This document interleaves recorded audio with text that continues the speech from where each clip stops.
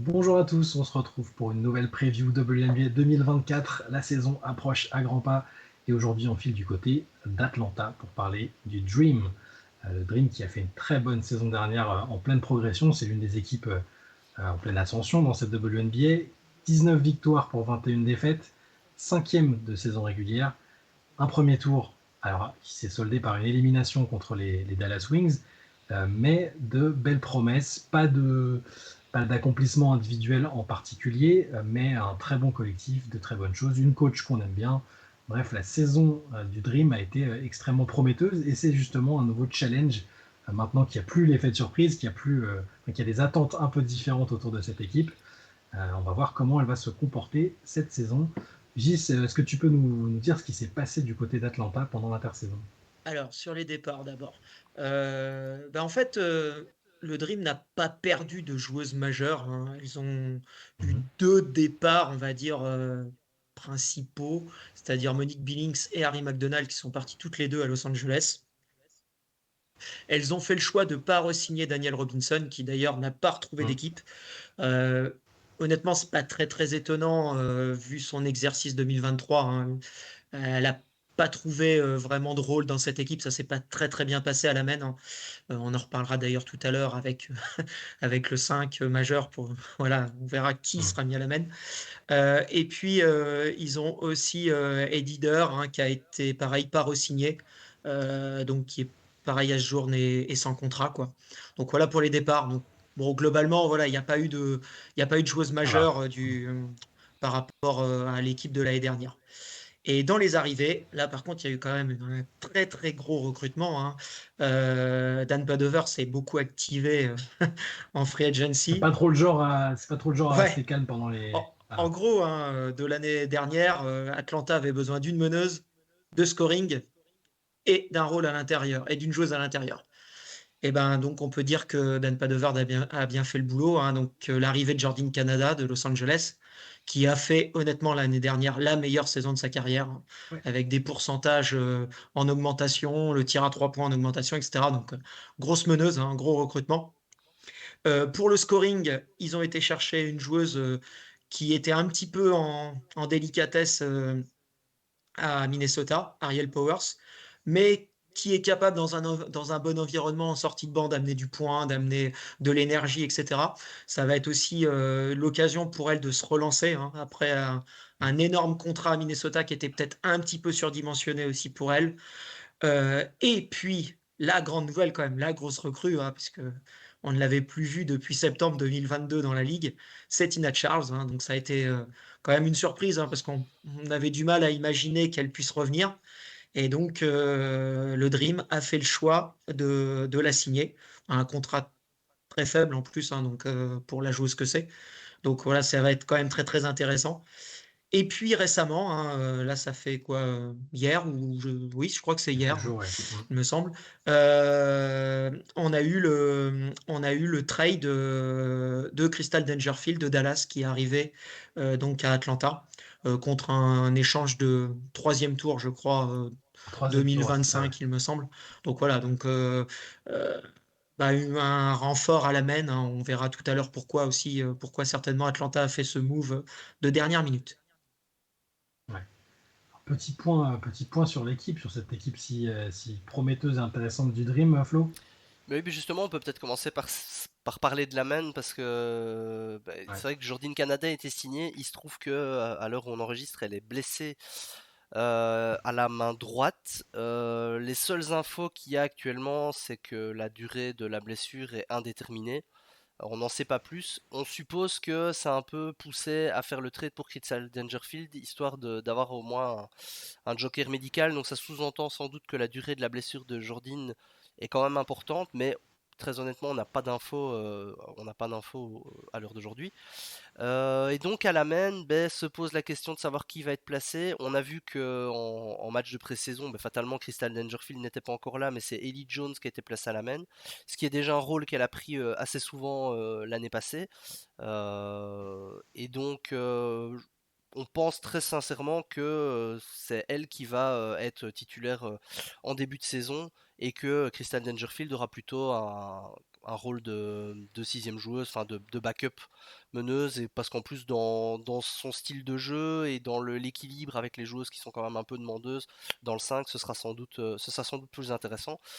Pour le reste de l'effectif, bah, c'est du connu, avec la paire Ali Chagré, Ryan Howard sur les postes 2-3, les postes extérieurs, qui vont continuer à faire ce qu'ils savent très bien, c'est-à-dire mettre la baballe dans le filet et défendre d'ailleurs, parce que les deux défendent très très correctement, voire même de manière élite pour Ali Chagré. Et puis la raquette, mais Cheyenne Parker, toujours présente. Elle était plutôt au poste de pivot l'année passée, mais c'est pas son poste de prédilection. Elle va pouvoir être placée au poste 4 avec fatalement Tina Charles. Quand on signe Tina Charles, c'est pas pour la mettre sur le banc. Donc une raquette Cheyenne Parker, Tina Charles qui va amener un peu de viande. C'est ça. Alors, la question là, pour rebondir sur ce que tu viens de dire, vu que tu parlais de la raquette, on a ciblé comme point faible, comme point d'interrogation, la défense intérieure autour de cette raquette qui, a priori, devrait débuter. En tout cas, le visage de cette raquette, ça devrait être Cheyenne Parker, Tina Charles. La défense intérieure pose question quand même, parce que Cheyenne Parker est plutôt une joueuse d'énergie et de points, de scoring. Et Tina Charles, on en discutait entre nous un peu plus tôt, c'est une joueuse qui a été factuellement dans des meilleurs 5 défensifs, enfin une fois dans la All-WNBA Defensive Team, 2 ou 3 fois dans le deuxième meilleur 5, mais ça commence à remonter, quoi. C'est-à-dire que c'était en 2016, 2017, voire plus tôt même pour certaines de ces récompenses. Et on ne sait pas dans quel état elle va nous revenir. On va en parler après, parce que vous vous doutez bien que c'est la chose à suivre. Et ça pose question sur si en face tu te prends une intérieure élite, dominatrice, est-ce que c'est suffisant, Cheyenne Parker, Tina Charles, pour tenir le choc en défense? En attaque, c'est autre chose, mais en défense. Et quand on regarde l'effectif, globalement, il n'y a pas vraiment d'intérieurs qui paraissent extrêmement à l'aise défensivement. On a vu par séquence, Laetitia Amiere par le passé, il y a un peu d'athlétisme, mais c'est pas incroyable. Donc la question se pose de savoir si ça va pas être là que le bas va un peu blesser pour Atlanta, qui a quand même des ambitions et qui peut pas se permettre de laisser trop de marge de manœuvre aux raquettes adverses de ce côté-là, je pense. On peut parler par contre des points forts de cet effectif. Il y en a quand même. Oui, oui, tout à fait. Mais on parlait de la paire Ali Chagré, Ryan Howard, C'est fort. dans le genre de personnes qui savent mettre la balle dans le panier depuis loin. Ça shoot quand même très très bien. On se rappelle que la saison rookie de Ryan Howard, il y a un moment, elle jetait des cailloux dans l'océan. Ali Chagré, elle est devenue une joueuse majeure, mais ça a toujours en plus été une shooteuse très fiable. Donc on a des très bonnes shooteuses. Et alors en plus de ça, on va pouvoir avoir avec des joueuses justement comme Tina Charles qui sait s'écarter. Elle a montré lors de sa saison à Washington par exemple, elle avait shooté quasi à 40% à 3 points, je pense. Enfin, c'était complètement aberrant.